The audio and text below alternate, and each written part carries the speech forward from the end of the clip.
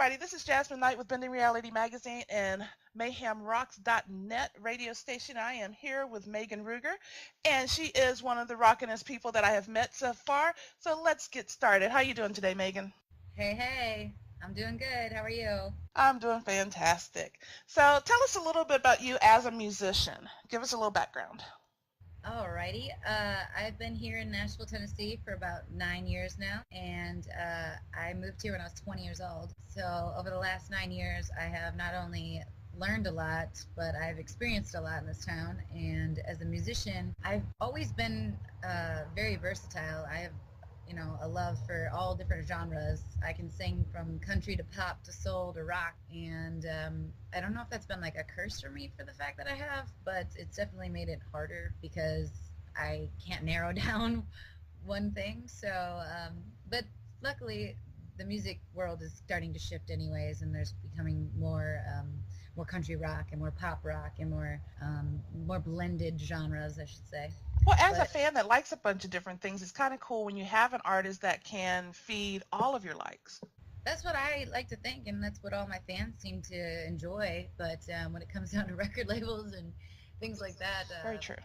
You kind of get misunderstood maybe and misinterpreted maybe. I don't know. I don't really know the correct answer of what's going on, but I know that I've got to decide soon so that I can start to get those people on board with me. But I'm definitely a spitfire on stage. I'm very active. I run around a lot and jump, and I'm very entertaining, engaging. Makes sense. All righty. So tell us a little bit about what you do for fun and what you like to do in your free time. My free time. What little bit of it you'd have. Yeah. I'm actually very crafty. I like to make things. I just recently made a 12-foot dog ramp for my Great Dane, and usually I like to do things that are, I don't know, like painting and drawing and glue guns, but now I've moved on to using a drill and a saw. I'm telling you what, every time you say that, it's crazy. I just would not see you as the crafter. Yeah. Like see if you're going to be Jewel the... I like to bedazzle things a lot. I can just see it now. The tattoos and the punk hair and the bedazzling gun. Yep. I'm all about the bling. Sweet. All right, so while you were appearing on American Idol Season 10, The Voice Season 5, which you were on Team Blake, you killed the country scene, and now you're rocking it out. How does that feel? Yeah, so I did Season 5 and 6 of The Voice. I auditioned for 5, and unfortunately the person in front of me took the last spot on the team, so I came back and ended up being on Season 6. And the thing that I really wanted on Season 5 was to pick CeeLo Green as my coach, because I feel like he would have embraced my 80s rock. He's awesome, yeah. Desire. But then when I came on Season 6, Usher and Blake fought over me, and they both convinced me that they were rock fans and that I should pick each of them. And at the end of it, I ended up going with Blake because I felt that I'm in Nashville and just thought maybe something would come out of that too. Then, who knows what would have happened if I would have picked Usher now. I used to kick myself in the tush for it, but now I'm just like, who knows? I might not have gone that far, and I have met some amazing people from that. That was my favorite thing out of the show was the fact that all of us contestants didn't know each other, and now half of them are like my best friends. And look at you now artistically too. I mean, Yeah, so, I'm from Wisconsin, so I definitely have country in my roots. I see, that's why I like you. I'm from Ohio, so yeah, it's just around the corner. My fiance's from Ohio. Yeah, hillbilly to hillbilly. Yeah. All right. But yeah, rock and roll's in my soul. I've always had a love for 70s and 80s rock. My parents have always played it for me, and so that's kind of how I've gone from country to rock, kind of. So okay. I love them both. So maybe I'll just put them together. A lot of people are doing that nowadays. So, hey. I'm not a big country lover. Grew up on it, and yeah. but there's some songs that are coming out nowadays that are pop country or country rock that actually are pretty decent. So it's getting better. All right. So tell us a little bit more about your new album, Rockstar. Well, I just finished it a couple months ago, and I was fortunate to be able to do it actually because of my awesome fans. I did an Indiegogo campaign. I'm telling you, they are seriously my driving force behind my career. I did an Indiegogo campaign, and my fans funded the album. I did 7 songs, and I just finished it a couple months ago, and then I was like out in Vegas doing a casino show out there with Will Champlin from The Voice and James Durbin from American Idol, which is crazy how those worlds collided. And then I came back to Nashville and did this TV show called American Supergroup, and so I really haven't even gotten to do anything with my album yet. I made it, and then all of these things came and happened. So I'm working on doing like a CD release party, and then I'm hoping to do a showcase here in Nashville, and then possibly one back home in Wisconsin as well to shop the CD out there to my fans and friends. And then the next plan is to take it to labels and stuff. It's the first album of mine that I've ever made. I made an EP a couple years ago, but this is my first album, and it's the first real product of myself. And cool. It's very it's really that's not a lot of artists can say that, because it takes a while to actually like put your heart and soul into anything that comes out musically, because nothing great comes overnight, and to just be able to do it by myself with the help of my fans is a whole nother thing, that they encouraged me and were kind of producers on it as well. Right. So I'm really excited about it. I wrote 4 out of the 7, and the other 3 songs were written, one was written by Fred Corey. He's the drummer from Cinderella, the band Cinderella, and one song was written by Peter Amato he's actually works with The Voice, and Stephanie Smith is another writer on that song, and then she's also written another song on the album that I didn't even know she knows 2 of the guys that she wrote with, and the other writer is Brad Wolf, and that song is the one that's called Rockstar, and it's pretty much the story of my life. Sleep all day, play all night, don't go to bed till the morning light. I've eaten a lot of pizza on the road, stayed in a lot of hotel rooms. We've closed down bars. It's a really real song, and I'm really proud of it. I've heard it. It's really great. I Thank you. Loved it. All right. So who do you look up to? Who influenced your career and your music? There's so many. I wrote like a list of them down for this because I'm asked this question a lot, and it's always so hard for me to like narrow it down to 1 or 2 people. You only can pick one. No, I'm just kidding. I would say stylistic wise, and for the fact that she's a female and opened some huge doors for females behind her, would be Joan Jett. Okay. Ann Wilson, because she's a powerhouse, and I try to be as powerful vocally wise as her. Bonnie Raitt, for the fact that she plays and sings and is a heck of a writer. I'm a huge Linda Ronstadt fan, and of course Miss Pat Benatar is also my favorite. She is awesome. And then, as far as like if I had to pick a male, I mean, there's a lot of singers that I look up to, but for the fact that John Bon Jovi is a philanthropist and he helps so many other people and uses his career to help others is something that I want to be able to do one day. And then I can't believe I'm going to say this, but I really have begun to admire her. But I love how Taylor Swift has taken her career as well and helped fans and has given back and used her role model and her power and being a star to help others. And I think that's really what it should be about. Yeah, go Tay-Tay. No. I know, I'm proud of that. I always was like kind of skeptic at first, but right. I think she has been proven to be a heck of a performer and a good person. Yeah, she is. She's got great press, and there's nothing bad. I mean, because there's so many ways that so many people can just kill someone's career by putting something bad out there, but she's got all positive things out there. Exactly. So that's great. All right, so you were just on American Supergroup. Yeah, it was a little short-lived. I was on the first 3 episodes, and it's got a very interesting setup, formation. The formation of the show is about putting bands together, and unfortunately the band that I was put in wasn't exactly the right fit for me, and I wasn't able to really be me. So I played the game, as much as I could, and I had a great time, met some awesome people, and I've always loved hair and makeup and wardrobe and all the What fun girl things. doesn't like to be pampered? Exactly. So I took advantage of as much as I could, and now I have some great exposure again and footage online. And it stinks that it was short-lived for me, but it was just another stepping stone, and now I'm on to the next mission. All right, so tell us what life's like after the Idol and The Voice and American Supergroup and everything that you've been dealing with so far? It's been so crazy. Ever since Idol, The Voice, both those shows have pushed me to be a better artist, a better person, and to just keep trucking along. They've helped me with exposure. I actually got to open up for Foreigner, which is one of my favorite rock bands, and I opened for Joan Jett. Was it last year? And, now that I've had, it helps to have that notoriety behind me, Megan RÜGER from The Voice, to be able to book better shows and to, score awesome interviews with people like you. Thank you. And it just makes it, better. It stinks that those shows, can, I don't know, it can make it hard and kind of, what am I trying to think? Like not upset you, but they can bum you out a little bit, if you don't win them or if you don't do well. But I try to tell people that are wanting to go on it or an aspiring singer that those shows don't make or break you. It just gives you exposure and experience. And if you are lucky enough to be the winner, then, hopefully you do skyrocket into being a star. But I was bummed at first, but then I realized I just have to take everything that I'm learning and just put it forward into my career and let it catapult me into the next step. So I mean, because I'm a huge fan of all the vocal and music shows. I'm a wannabe. I'm older. I'm never going to make it now because I've gotten to the age and had kids and just not out there anymore.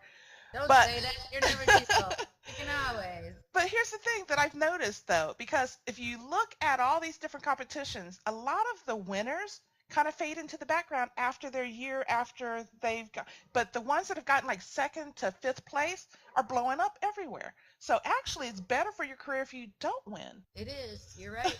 And you're not stuck in a contract for a year after the competition. You can just go and do what you want to do because it's what you want to do and you're not contractually mandated to do this.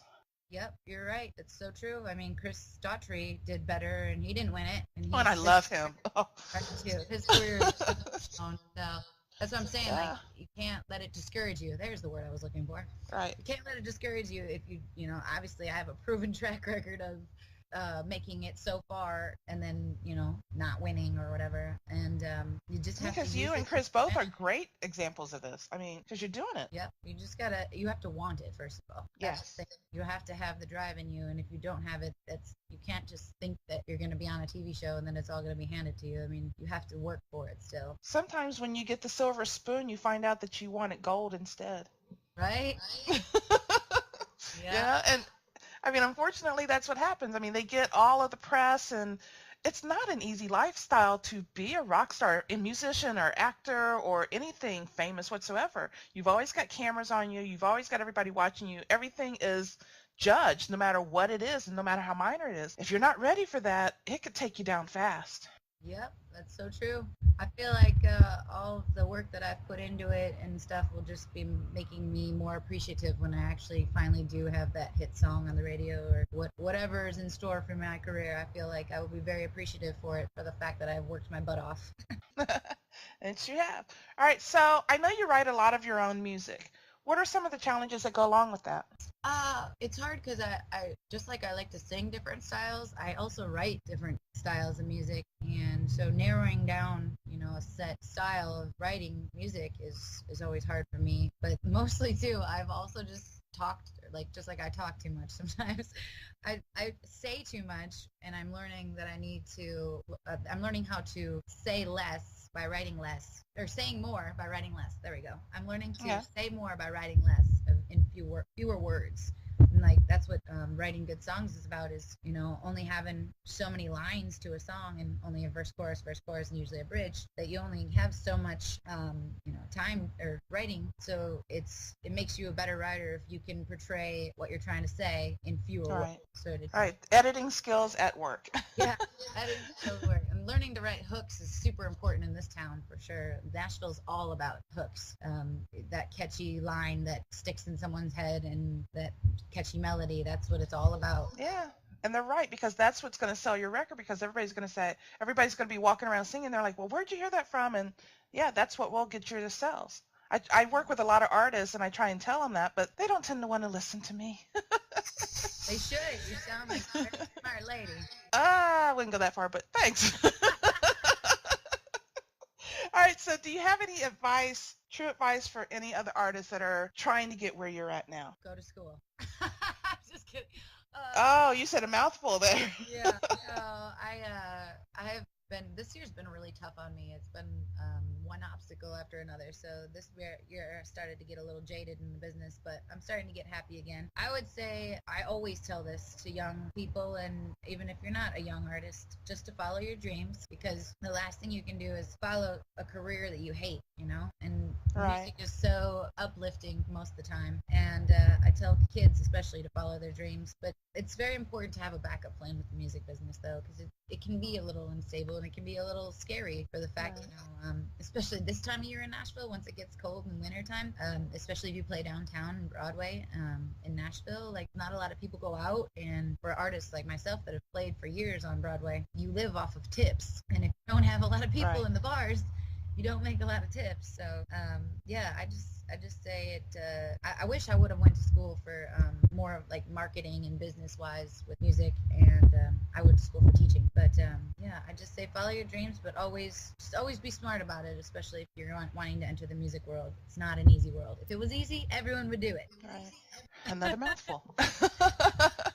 Well, it looks like you have a great team behind you, though. So, which is how we hooked up. I have an awesome supportive team, and that's one thing that I'm very grateful for is my fans. They have been the driving force behind my career. I could not do it without my fans. They have helped me fund 2 albums now, and one's an EP, one's an album, and I'm hoping to do a music video soon, and I might have to be asking my fans for some help again with that, but my plan is to take that album of mine and try to shop it to record labels and or find an investor, because that's the other thing, children. Kids out there, the music world is not cheap. No, it's not. A lot of money to fund your career. There's a lot of things you can do for free, but it's not everything. But, yeah. So take a moment and tell your fans, well, your friends and your fans, what you would like to say to them. I mean, what message do you have for your fans? I love you. I love you, fans, so much. It shows, I think, on stage. I get super emotional sometimes just because I'm very, very, very appreciative to my fans. And I just thank them so much for keeping me going. Cool. All right, so share all your contact information, your Facebook, your Twitter, iTunes, Instagram, website. Give it all to us. My Facebook and my Instagram are both Megan RÜGER Music. My Twitter is Megan RÜGER. iTunes is Megan RÜGER. And my website is meganruger.com. All right, wonderful. All right, so if anybody wants to get a hold of her or check her out, where can they buy your album? They can go to iTunes and download the songs, and they can also go to my website, meganruger.com, and order a physical copy that I will personally personalize and sign and send out. Oh, sweet. All right, so what's next? What's next? I am finishing my EPK right now, which is a compilation of all the things that I've accomplished, mostly over the last 3 years, actually. So it's considered, or the EPK will include footage of me from The Voice, footage of me from American Supergroup, footage of me singing the National Anthem. I love to sing the National Anthem. That's one of my favorite songs to sing. I've sang it at many sporting events. Recently, I just sang it for NASCAR. It's a hard song to sing. It is, and I've been singing it since I was 16 years old. So the EPK will include all of those things, and my plan is to start shopping my CD and myself to labels and to try and get an investor otherwise, because I would really like to shoot a music video. And I've also never played the Bluebird in Nashville, and I have never really done any original showcases. I've always been kind of confined to singing cover songs. So now that I have material that's original material, my plan is to start showcasing it. Cool. Yeah.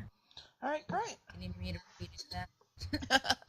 Well, hey, sounds like you've got a lot going on, and we definitely are looking forward to hearing more about the EPK that when it comes out, and I would love to get a copy of it, so just let me know where I can get it from. And wonderful. Thank you for taking the time and hanging out with me. Thank you. I'll definitely send it to you.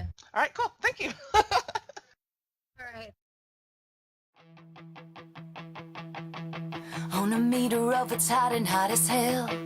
We're beyond the point of no return as far as I can tell. On the scale of 0 to infinity, we're blinking out the system, crossing boundaries. Don't stop what you're doing, I ain't felt this before. Don't stop for a second, baby, give me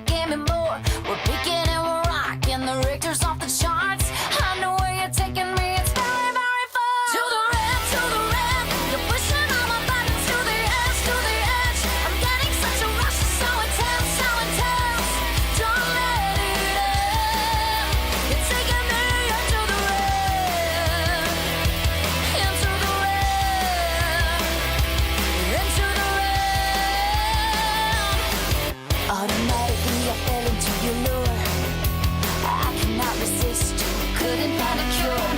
Every time I feel you close to me, I lose myself completely.